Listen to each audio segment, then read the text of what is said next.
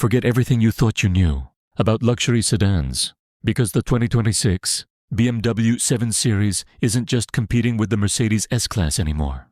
It's coming for the crown. This is not just a car. This is a rolling tech fortress.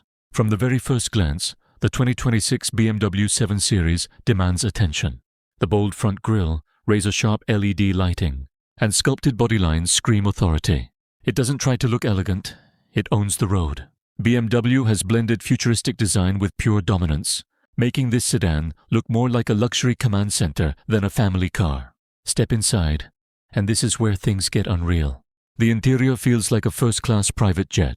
Premium leather, ambient lighting, crystal controls, and a massive curved digital display wrap around the driver. In the back seat, BMW's famous theater screen transforms the cabin into a personal cinema. We're talking about luxury that doesn't just impress, it overwhelms. But this isn't just about comfort. The 2026 BMW 7 Series is packed with next-level technology, AI-powered driving assistance, adaptive suspension that reads the road ahead, and intelligent safety systems that react faster than human reflexes. This car doesn't just protect you. It predicts danger before it happens. Under the hood, BMW delivers power with intelligence.